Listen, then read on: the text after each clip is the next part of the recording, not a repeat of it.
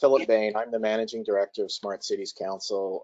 What you have up on the screen is I'm going to be announcing our finalists for the first quarter readiness cohorts, and then we're going to do a deep dive into the Nashville plan around urban planning for mitigation of urban flooding impact on vulnerable populations. And we have Faye DeMassimo and Lucy Kemp with us today, and it'll be moderated by Dr. Janie Camp from Vanderbilt.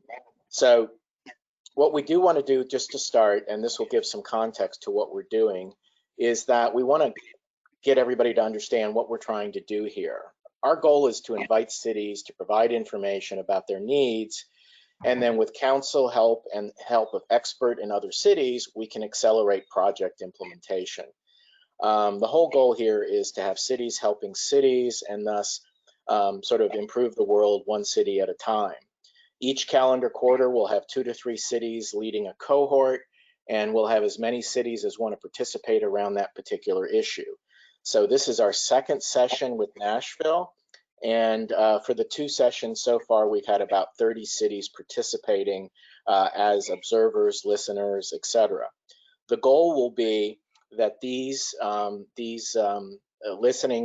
those participating in the cohort, like the Nashville cohort here, will actually get a copy of Nashville's roadmap on how they intend to mitigate the impact of urban flooding on vulnerable populations. And specifically today, we're going to be talking about how they're using equity in design. So just with limited fanfare, these are the finalists for the first quarter of 2021, and you'll see Nashville is in there. We've already been working with them, and in fact, they've been providing us both guidance and a template for how we proceed further. But you can see that we have cities from Brisbane, Australia, Moscow, Russia, Municipality of Santa Catarina from Mexico, and then we have another 7 cities from the United States. Philadelphia, Orange County, Florida is where Orlando is located, Palmdale, California, Omaha, town of Morrisville, and the city of Colorado Springs. I would note that Philadelphia was one of our Readiness Challenge winners back in 2017 in the first cohort.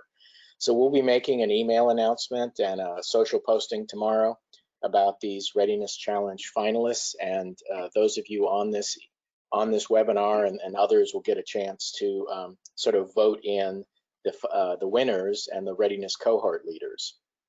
So enough of that. We're now going to talk a little bit about what we're doing here with Nashville. And what I'm showing you is a screenshot of our Smart Cities Activator plan. And we're actually building a roadmap for Nashville that will take what's happened in the past, what they want to do about it now, with deep dives into technology, both sensor and data modeling, and then how they plan to mitigate the impact of urban flooding on vulnerable populations.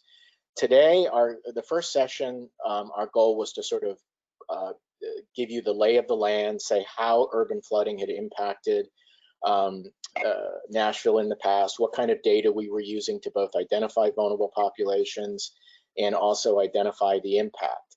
Today, we're going to take a step back and do sort of a 10,000-foot policy review led by Faye DeMassimo, who is the Senior Advisor to the Mayor of Nashville, and Lucy Kemp, who's the Executive Director of Nashville Metropolitan Planning Department.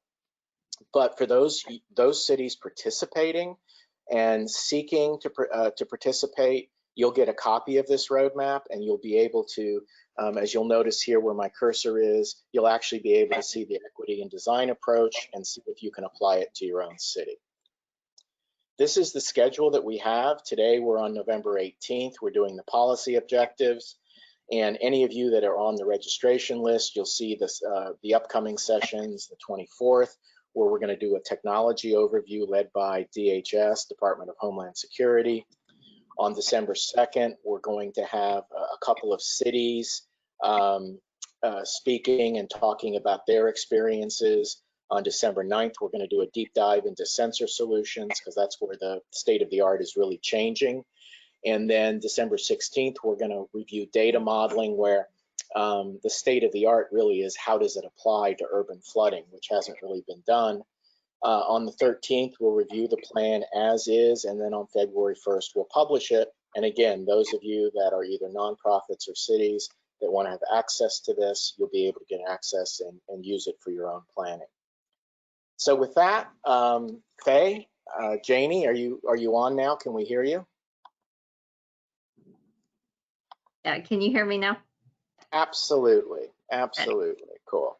So you and I can say on the screen, Faye and Lucy are sort of talking voices, can stay in the background if they want, but take it away. All right, thanks everyone for joining us today. And as Philip said, we're focusing on urban flooding and thinking about the policy perspective related to that.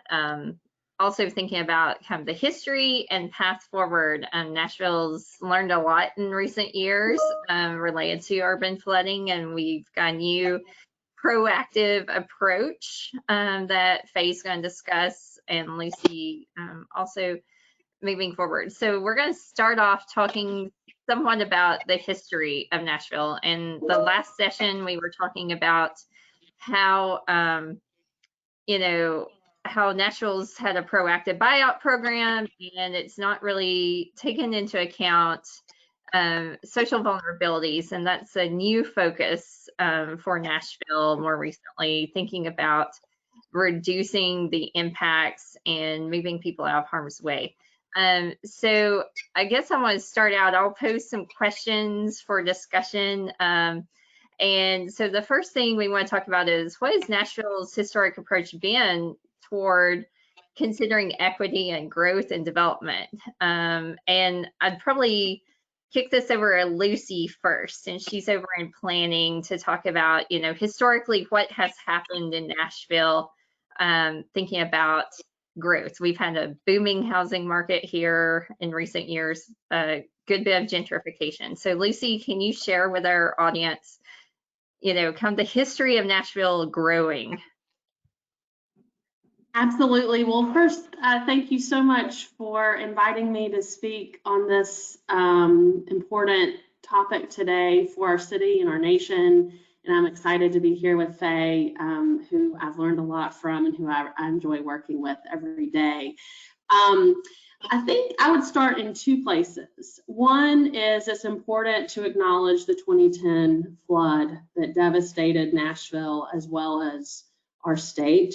I think something like 30% of the state was in a disaster area or designated a disaster in 2010. 20 Nashvillians, 21 died, and the city was absolutely devastated. And so we are a city that is built with really rich hydrology, but we are vulnerable to flooding, as occurred in 2010. And I think we've learned a lot from that experience.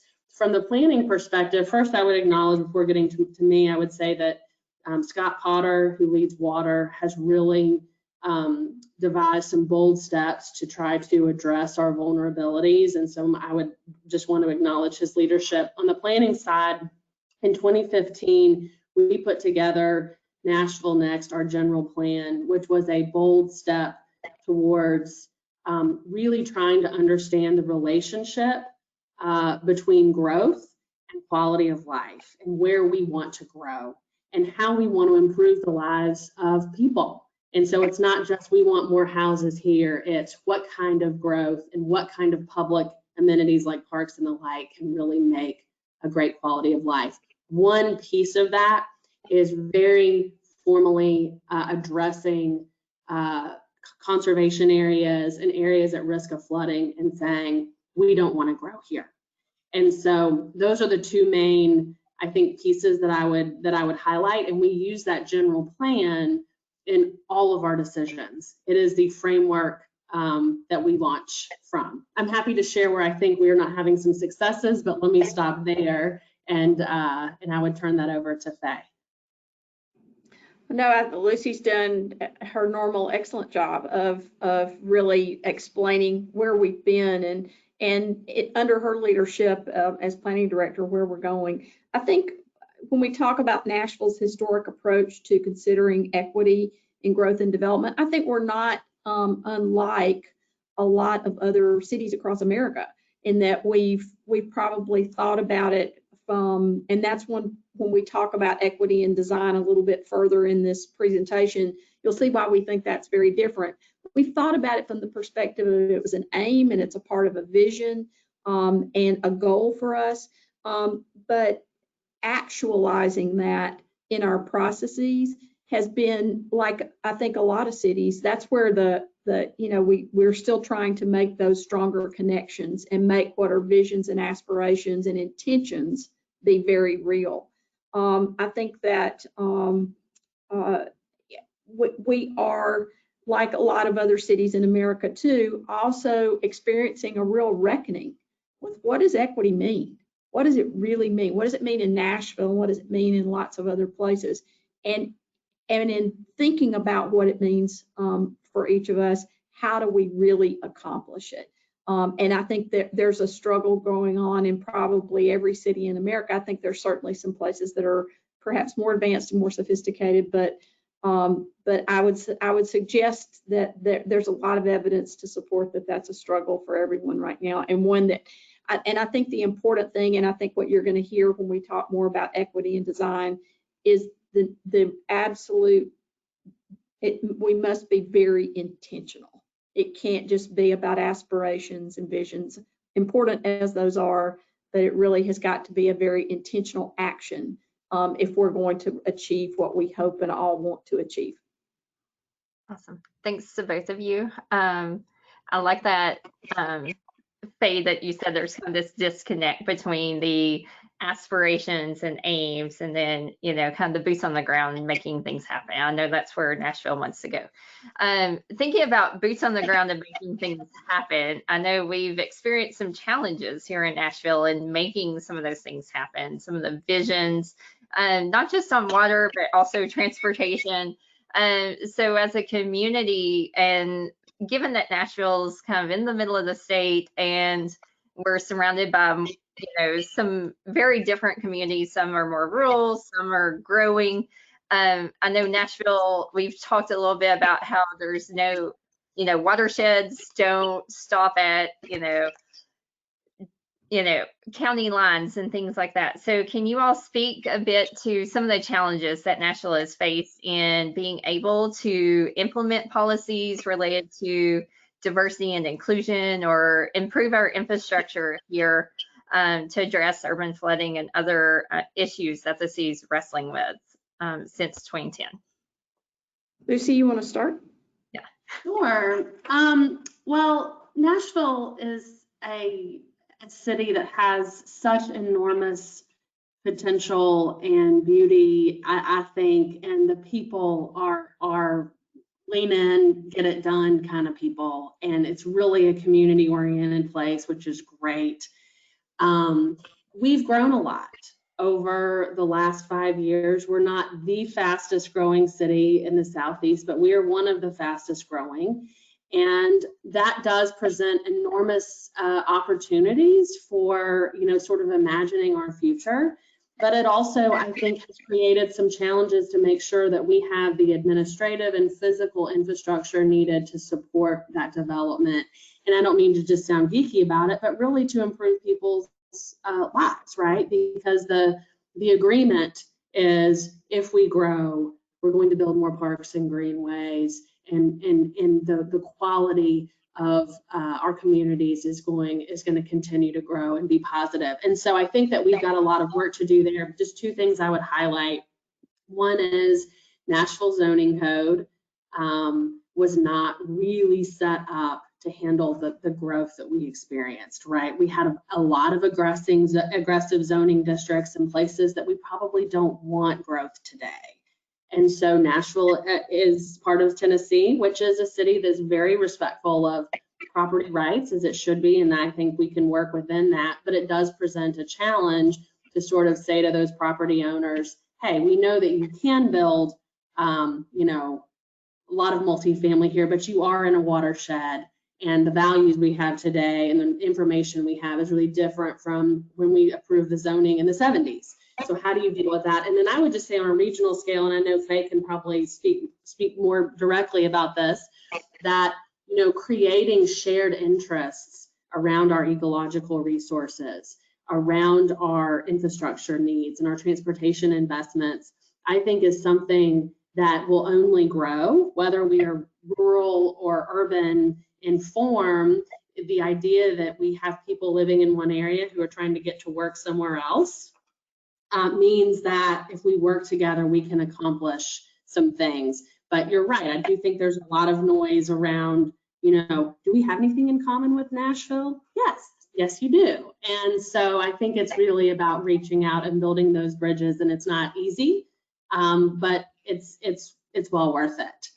So that's a little bit of my perspective. Lucy, one other thing I think it'd be important for you to add is talk just a minute about one of the things that people I don't think normally think about Nashville, but is very true, is we are home to a number of significant immigrant populations, and how that, not just from the equity perspective, but how that has also influenced that dramatic growth that we're talking about, but the need for infrastructure and the need for how we communicate about all those needs and the solutions and so forth, and how we incorporate all those different perspectives. We really are a much more, sort of international place than I think people typically think of Nashville. So would you mind speaking to that for just a moment too? Absolutely. I think that's a really good point. A lot of folks aren't familiar with our diverse communities. It creates an incredible sort of rich tapestry for us. But to your point, even, and especially it's been highlighted in this COVID moment when we're all struggling to just reach out and have a basic conversation with folks that we know really well, like on our staff, our colleagues and the like. And so we have really tried to explore a more dynamic public engagement strategy where we place planners in the field, in those communities, building relationships, working with community leaders, talking about, what are your goals? What is it that we need to do to work with you to support the kinds of communities that we want to build? The census is coming out in the next few months, and so it's going to be really interesting to sort of quantify what we know and really better understand that to be a more welcoming and inclusive city, we've got to meet the needs of everyone. And so Faye, I couldn't agree more. I think it's really hard right now in the COVID moment for a whole host of kind of things about how we reach out and connect with people though. And so that's something we've got to get better at, especially if this is going to be with us for a while, as you want to say. Absolutely. I think the notion about sort of what are our limitations and challenges that we've worked to overcome. I think, Lucy is so, both in her discussion of the history and her discussion of our present challenges, has laid out, how are we really struggling and overcoming and achieving the boundaries that are around us around resiliency and inclusivity and equity. And I think it's that thought process that really drove us to develop some other tools. One of the things that I know it's outside a bit of the stormwater discussion that we've been having, although all infrastructure has to work together, just like all jurisdictions from a regional fashion have to work together. It was one of the things that really drove us in terms of thinking about how we can make those real differences with those everyday challenges that are not unique to Nashville that we see, to develop this equity and design tool to be a much more rigorous way of thinking about how do we make ourselves more resilient, how do we bring about greater inclusivity, how do we create the equity that is our vision and aim and aspiration. If I can, Janie, just Faye prompted with something she just said. Before I worked in Nashville, I came from Washington, D.C., and there's plenty of pros and cons we can learn from any city. But one of the assets I would say that D.C. had that is really developing in a strong way in Nashville was a very strong community organizing kind of presence. You're in DC, people are picketing in the streets about something, but I make light of it. But what DC had were community groups that fought for what they wanted, not just on geographic lines. It wasn't just my neighborhood. It was common issues of concern.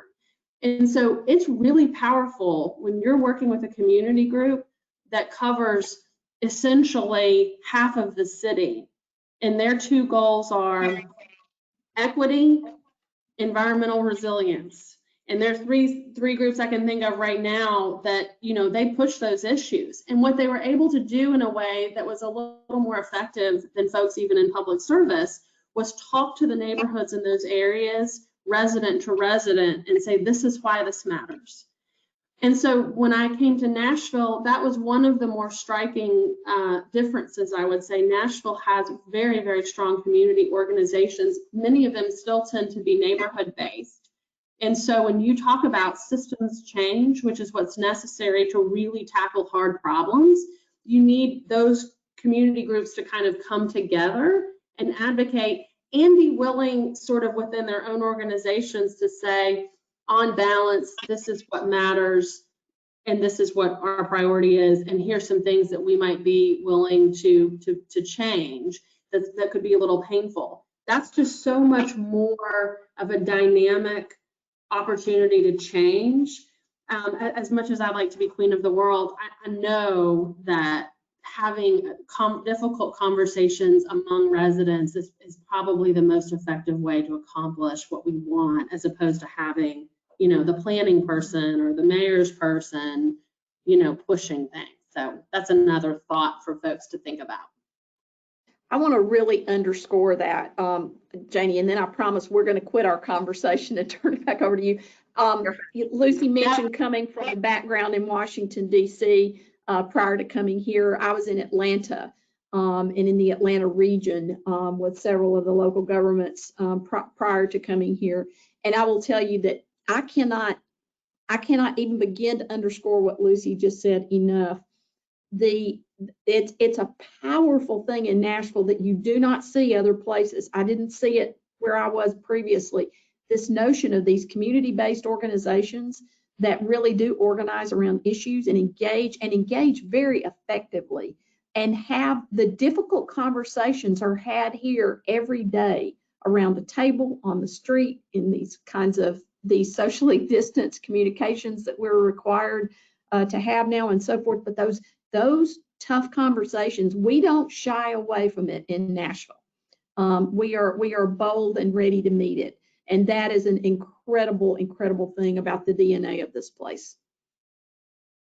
Awesome. Thank you.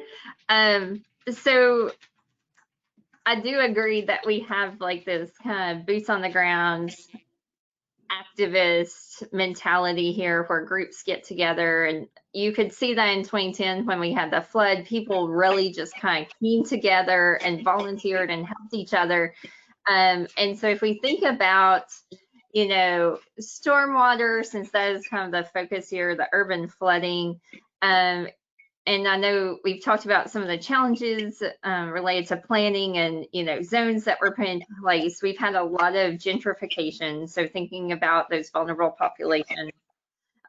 Also, you know, we have key areas in the city where we have some of these immigrant groups that kind of cluster. Can either of you speak to either, you know, the management? I know Scott Potter's not here to talk about the stormwater, but thinking about zoning and development and how that may be affecting urban flooding and stormwater in some areas more heavily. Can you speak to that, of kind of either some of the lessons learned or successes when you think about what's happened with all the diversity? And the last session we showed some pictures, some maps of like East Nashville and how we have some areas gentrifying and where we have 311 and 911 calls for urban flooding issues. Are there key areas of the city that we may have learned some lessons that we don't want to repeat moving forward, or that you think the equity and design, which we're going to get to in a minute, could really help as we think about the urban flooding issues moving forward, and zoning or policies that could help ensure that we don't put people at risk of urban flooding? The first, I would say, she said the word zoning, so I'm going to take a stab at it. And then, but I would say that we've made really good strides under Scott's leadership, particularly over the last few years. But it is very difficult to go back and correct infrastructure decisions that have been made over 20 and 30 years in fast-growing neighborhoods. Some of the most impactful zoning districts in vulnerable areas are actually 1 and 2 family residential areas. In part, you would think that the impact would be less, but really what we want to accomplish is a systems-wide approach, right, to handling stormwater. And you can't do it one property at a time, but that is really how our land use system is set up.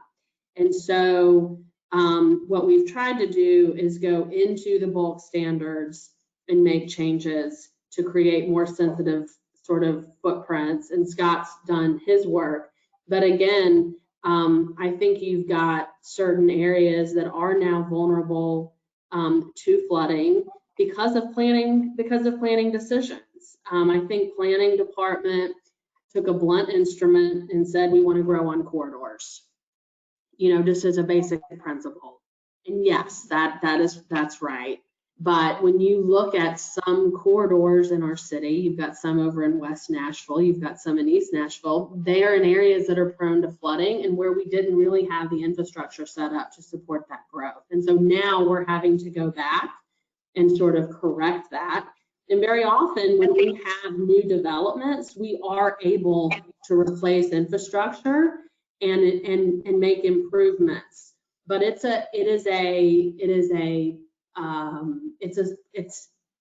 tedious pushing a rock up a hill, but it's very important. And the current planning commission and certainly I and the staff are really committed to trying to do that work.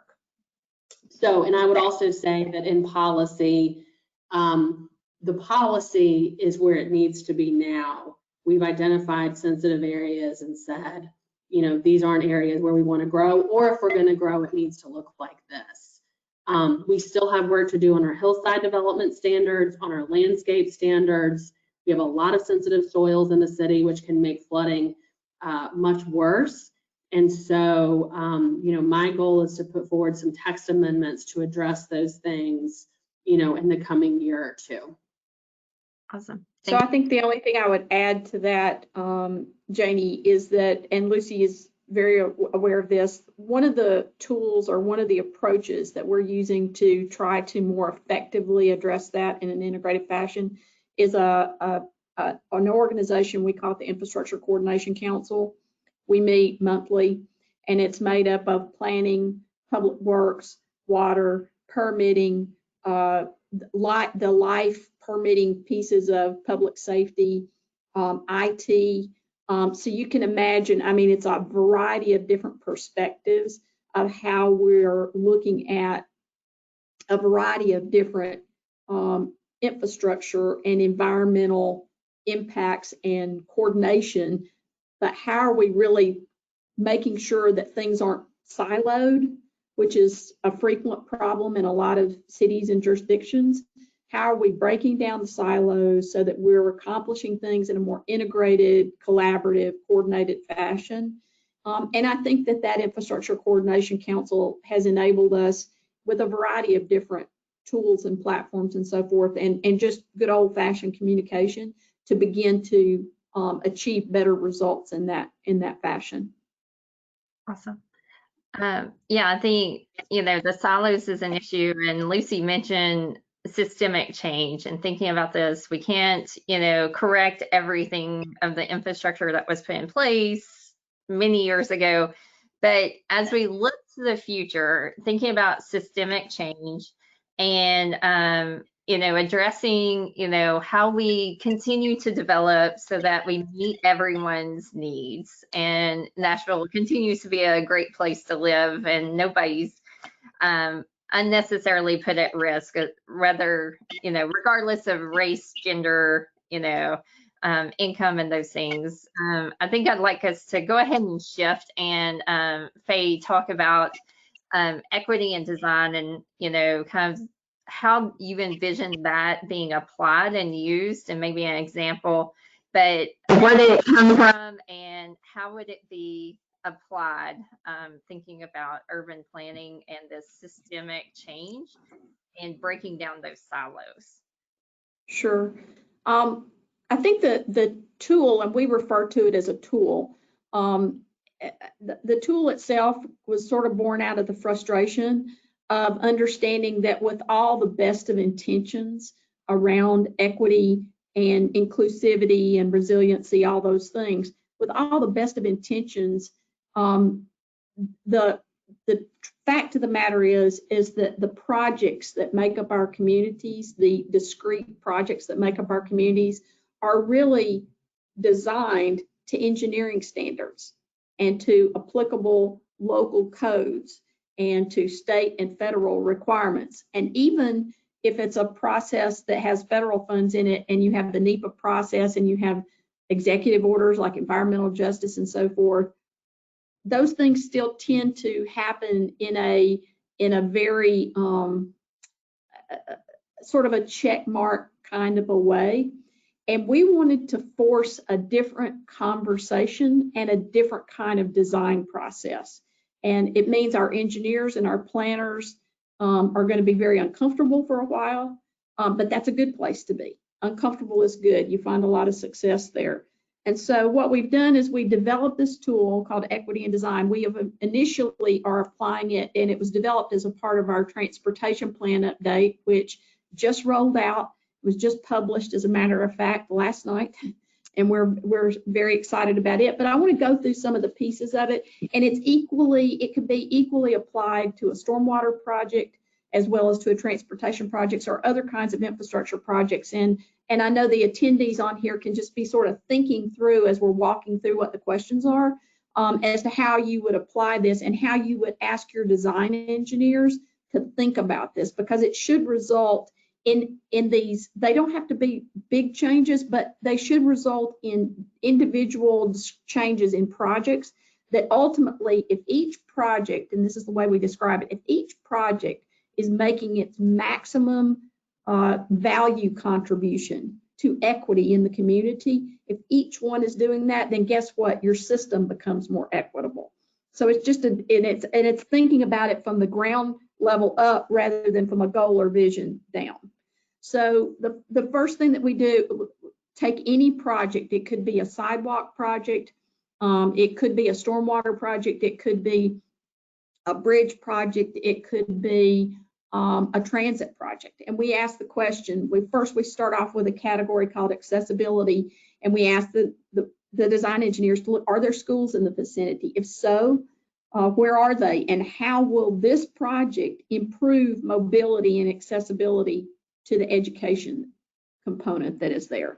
How will it very specifically improve access to any health care that's there? How will it improve access to any other educational facilities? And then also, as a part of accessibility, and this reflects back to the question that Lucy contributed to around our immigrant population and our visitor population, because we are Music City. And we are, abundant with travel and tourism activity. So will wayfinding be incorporated to enhance the user's experience? And if so, think about that wayfinding. Is it going to be in different languages? Is it going to be, are you going to use certain kinds of signage that anyone can interpret? So it's a very intentional design kind of piece around accessibility. Then we talk about populations. We need to think about how is that project specifically serving our youth, and how is it specifically serving our senior populations? What are the thoughtful design decisions that we are making that will influence how that project very specifically serves those communities?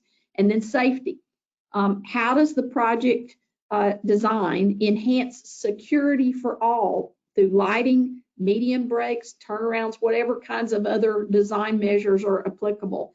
And how does the project design serve the land uses and economic development projects that are in Nashville next? Access 2040, walk bike plan to play in motion, and our housing authorities coordination. So with affordable housing and so forth. So again, it's the kind of things, it's to make us think in a very specific, very intentional way about how we're making those connections, because otherwise it's super easy to have all these plans and be able to sort of check the boxes, but never really see how that's coming together. How is pedestrian movement and safety enhanced? Back in January, Mayor Cooper designated us as a Vision Zero city, and we are in the process now of developing our Vision Zero action plan. We unfortunately, like a lot of other cities, have way too many pedestrian fatalities in particular. And what are we doing? How are we very intentionally thinking about that in the design process while we're building? Lucy's point earlier was, you know, we're having to go back in many respects on the stormwater side and work against or to overcome past decisions. Let's be very intentional in the decisions that we're making now, especially with any big infrastructure investments that are being made. How is the movement of cyclists and safety for cyclists specifically enhanced? Then we move into connectivity, which I think is really the heart of what equity is all about, where we want to be a people-first community, a people-first infrastructure system, a people-first transportation system. So how are any gentrification impacts being considered and mitigated, especially, you know, we certainly have seen with the history of the interstate system how communities were divided. We have seen the best of intentions oftentimes in development that has occurred that while it was might have been good from an economic perspective, historical neighborhoods were forced out or were priced out. And how are we thinking about how this project is going to influence those measures in the communities where they're being built? Are there special needs populations in the area, and how will project design accommodate and enhance their connectivity? Is there transit service in the area? If so, how does the project enhance the connection? Are economically disadvantaged communities better connected to employment areas and centers? In other words, we're thinking about how that project is making that contribution to the system. We're not just going through, as I said earlier, the design engineering standards and so forth. Obviously, we still have to do all those things too, but this is another layer of thoughtfulness that I think is different and very important. How does network connectivity, how is that enhanced through the project? How will we move on to outreach? How will the community outreach that's surrounding any particular project be adapted to innovatively reach all? We know that we have digital divide to overcome. We may have language barriers to overcome. We may have just people's mobility. With our older community, for example, everybody can't get out and get to a meeting. So how do we make sure that we reach out to them? Specific language access measures. And I think you can start to say, some of the attendees may be thinking, well, we do a lot of that. And I would suggest to you to challenge yourself. I think it is true that we all know we are supposed to be doing these things, but the intentionality and the specifics of it in the literal design of each and every project is probably not something that we do in a measure that really leaves a stronger connected system and a more equitable system.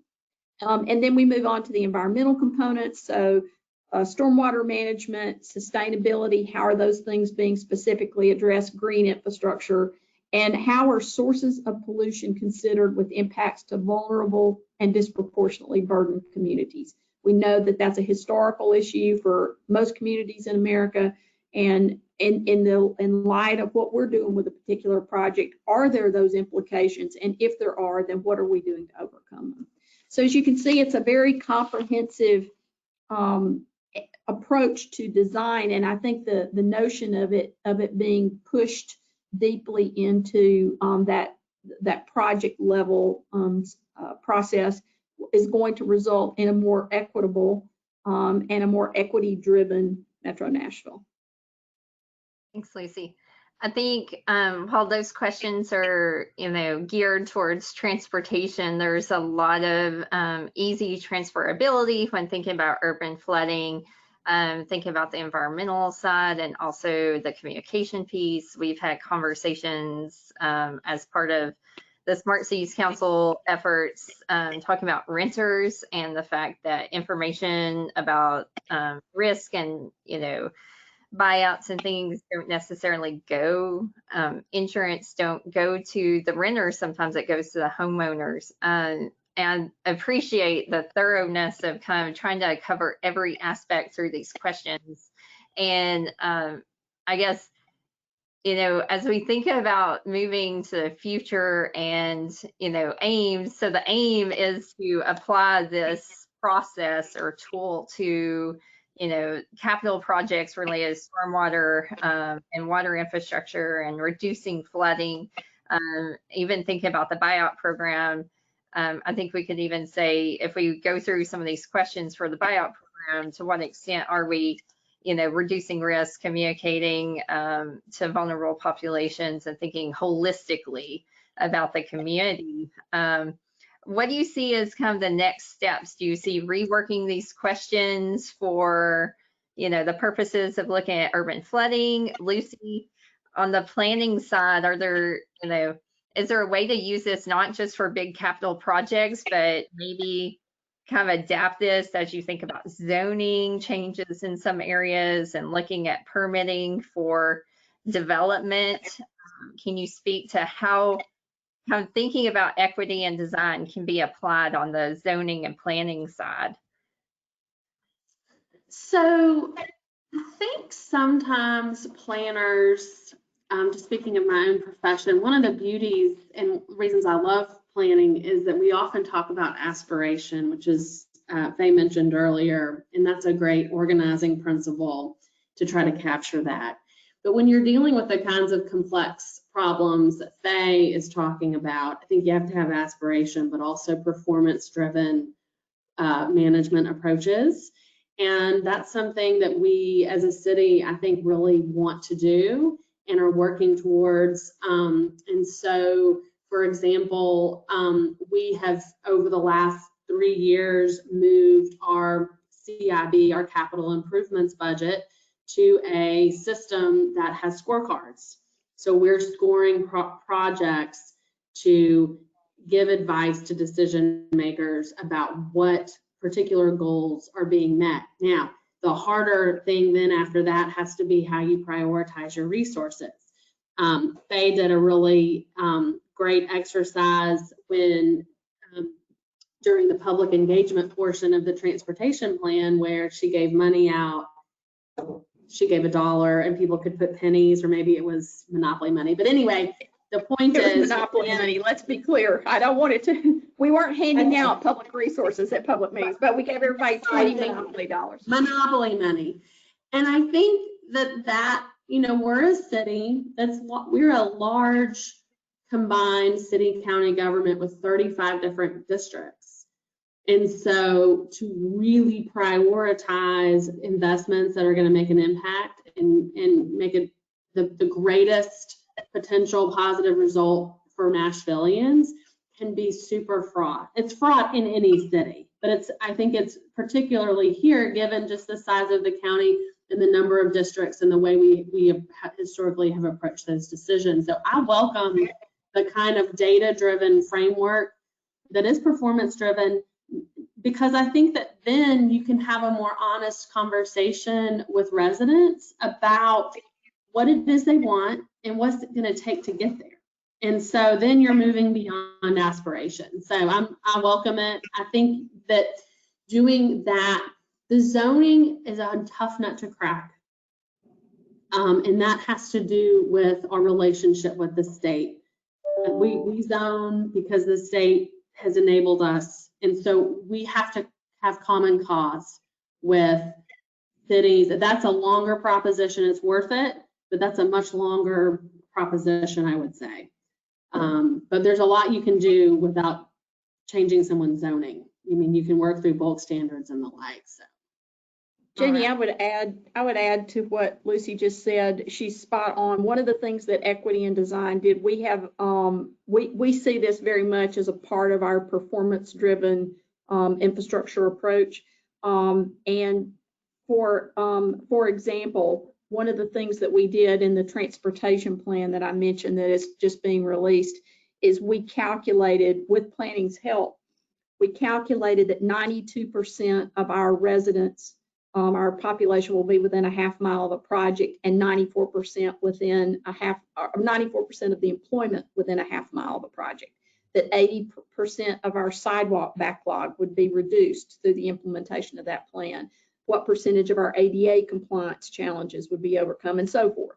So the notion that we are using equity in design and the planning process and the budget process in this very integrated way to achieve performance objectives, to Lucy's point, so that we can have more both interesting and I think more candid conversations and more purposeful conversations with our residents and with the decision makers around what it's going to take to get to where we want to be. And that when we get to where we think we want to be, what is that really going to accomplish?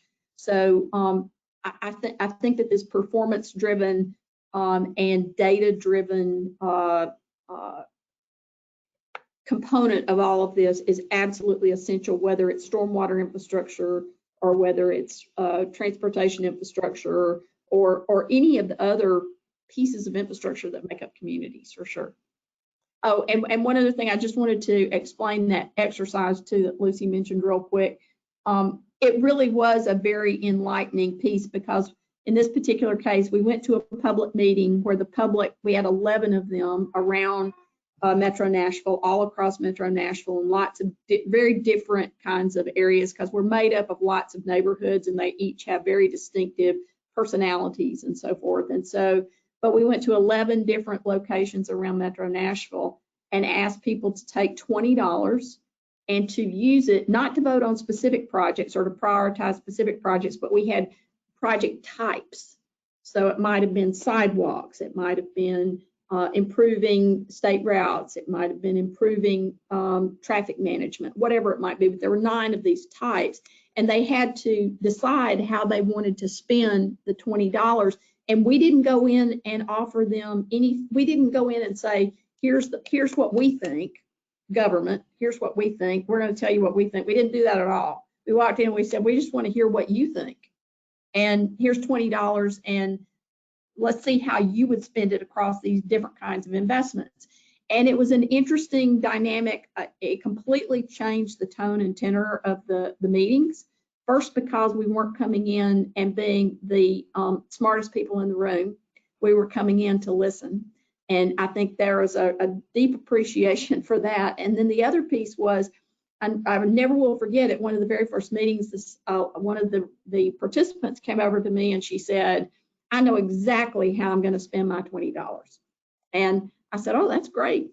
And so she goes and she starts moving amongst the project types, and she's putting her, and she comes back over to me and she goes, I don't have enough money. And I said, welcome to the world of local government. So it was the notion that you actually had to think like our officials have to think, and our decision makers, our leadership has to think about. You've got a finite amount of resources and you have a lot of different needs. How do you meet those? And we were very purposeful about making about types of projects rather than an individual project, because we didn't want people to go to that level of in my backyard, on my street. We didn't want them to think like that. We wanted them to think system level and big picture. That is one of the challenges, and Lucy mentioned it, of having a metro area with 35 different districts, is people can go, as they properly should in some respects, they go to their neighborhood, first. And the truth of the matter is that water and roads and all those things do not know when they cross a metro district boundary. They do not know when they cross a county boundary. These sort of political jurisdictional kinds of things that we impose upon these systems, they do what they do. Water and roads and all those things, people moving around and using those resources, those things happen, without respect to the political boundaries. So we have to manage them as well as managing all of the expectations. Okay, thank you. And I'm going to be managing the time right now and shift to questions, but I could see a similar, I know Metro Water has done some town hall meetings related to different flood mitigation efforts, and that you could potentially do a similar approach, thinking about, green infrastructure, investment in sensors, so we have better data to inform decision for safety and those things, buyouts, any project types like that. So Philip, I believe you're going to run the Q&A session. Yeah, and I'm going to be a little bit the questioner, just because, just so that everybody understands, my job is to take everything that Lucy and Faye has talked about and put it into the roadmap. And so I'm sort of, where the rubber hits the road is going to be a little bit of what I do. And so I'm really sort of fascinated by the equity and design, and I want to get a little specific.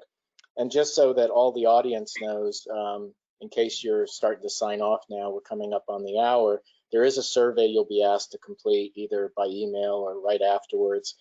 We will send out an email with Faye's equity and design document so you can see it. And then obviously, if you stay tuned, you'll get a copy of the roadmap where we actually solve some of these problems.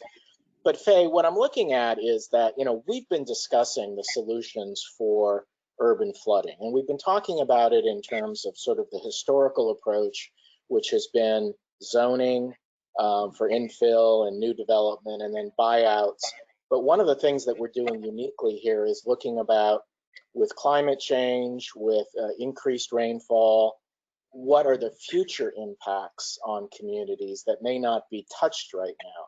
So when I look at part of the tool, and it talks about connectivity, and I'm going to be building this out in the roadmap, you need data, obviously, to see if there's a special needs population, or if there's transit services, or they're economically disadvantaged. And we have started collecting that data from CDC, Social Vulnerability Index. But some of the solutions are just binary. So if you buy out, you're not going to have, maybe you're actually taking away transit service, right? Because there's no people there anymore, and there's just a park. Economically disadvantaged communities, you could be cutting off a corridor, for people to get to work or health or a bus. So are those examples of the kinds of things that you're talking about when you talk about equity and design? And what I'm specifically interested in is, how do we apply them to these solutions, these questions that you have? Right. So, well, I think that it's a little bit, because this is very much intended to be a tool that will be uniquely applied in each and every project.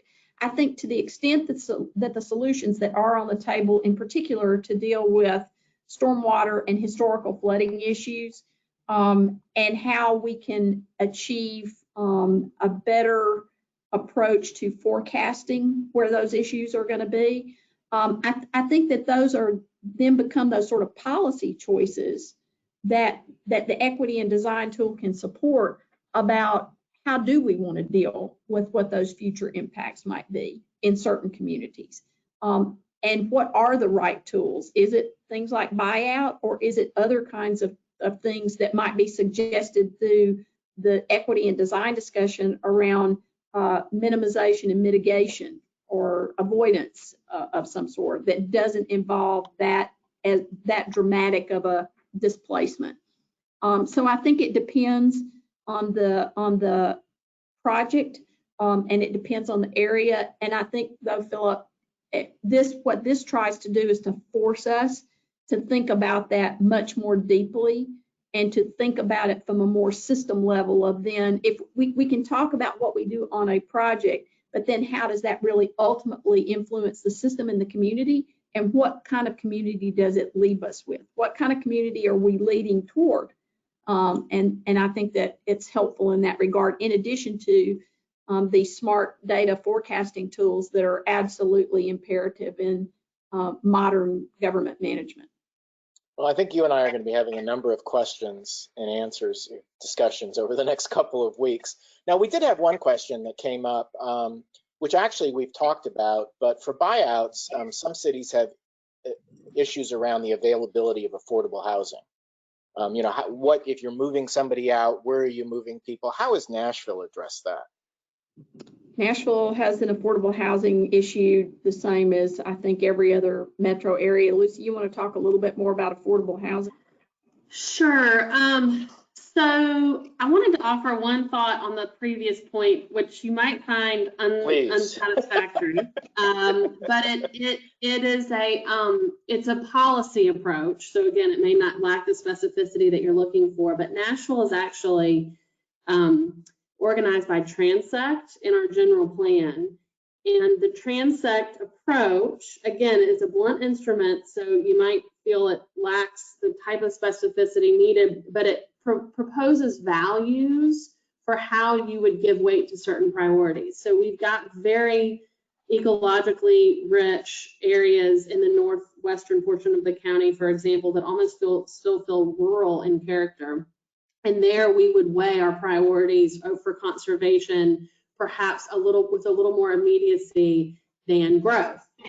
And if you're downtown, we may really try to continue to grow, but really push the design solutions that Faye is talking about to try to make the growth take a form that is more sustainable. So I do think we've been grappling with that on the land use side. And so that may be a useful framework to think about how you would balance things, because those transects reflect the voices of communities. This is where they think they belong. This is how they would describe themselves. So that's that thought. The affordable housing issue is enormously difficult. I will say that Nashville has taken approaches on sort of specific programs. We've worked the angle through our land use and zoning, and we've worked it through funding. I'll say on the bad side, we were preempted at the state. Our inclusionary housing proposal that we passed in 2016 was ultimately preempted, so we're no longer able to use zoning as a tool to address affordable housing.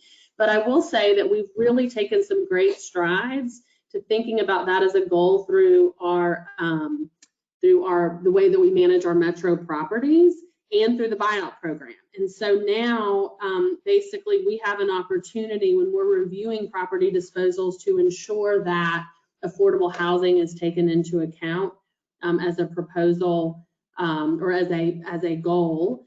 And so very often, unfortunately, we are in the position of weighing a property that is in a flood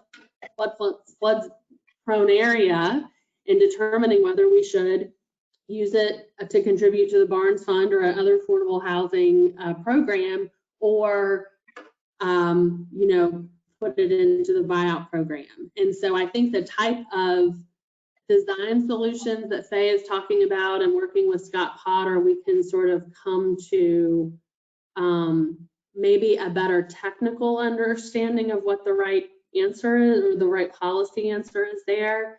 But we have an enormous amount of work to do in the city on the affordable housing side. What I would really like to see us get to is an understanding of neighborhood change. You have neighborhoods that are vulnerable to gentrification, neighborhoods that are undergoing gentrification, and neighborhoods that have already seen a great deal of change. And each one of those demands a different affordable housing approach, whether it be how you deal with your rent, whether it be how you're addressing the housing stock and the like. And so I think we're on the right track. But again, we gotta get some support from the state, who really all the counties in our region are going to experience pressure on their housing market. It's not just going to be Nashville. And once we get to that common pain, I'm hopeful that we can come up with more regional type solutions. One other Sorry, thing, I went on there. No, that's okay. One other thing that I think is important to what Lucy just said is that the other thing that we could do in our infrastructure programs is to include specific funding in infrastructure projects for affordable housing components that are in the vicinity of or accompany those projects. And we started to do that. We've proposed there's two, for example, 2 high capacity transit corridor projects in the transportation plan, that the budgets for those transportation projects include additional funding that's specifically for affordable housing in those areas. The same could be done on a water project. I mean, there's other things. So I think that thinking about it, again, that forces us back to, by answering the equity and design questions and by thinking about things from a more system perspective, because I think we all think about equity, but if we're, obviously that's not working because communities in America aren't necessarily getting that much better in that regard. It's still a struggle for us all. So by being much more intentional and even including funding and projects, I think that that's a way that we begin to really start to move that needle in a way that we see results. Yeah, I totally get that. As you said, if it's part of the discussion and it's part of the thinking, and it's not necessarily what is the outcome, but you have to include in the thinking this idea of equity and design. And in some cases, you may not be able to answer the question, at least adequately. You may feel that, okay, but at least we made an effort to answer it. I sort of felt that way with Lucy's answer on the affordable housing, is that, hey, we're trying to answer this. Yeah, we see it as a problem and such. So with that, we're coming up on the hour, and you know, we all sort of busily schedule our days these days by webinars, Zoom calls, and telephone calls on the hour. So any last thoughts, Faye and Lucy, and then we'll wrap up. I just want to say thank you so much. I know Lucy and I both have appreciated the opportunity to participate this morning. We deeply appreciate Janie's expertise and her role as the moderator on this. And we just want to tell you, we cannot begin to tell you how delighted we are to be a finalist right now. So thank you. Cool. We look forward to continuing the collaboration. Thank you very much. And for all the cities on here, you're going to get the benefits of the collaboration. So thank you for your time, and everybody have a great day and stay safe. Thanks. And remember, there's a survey afterwards for those of you that are still on. Thank you. All right.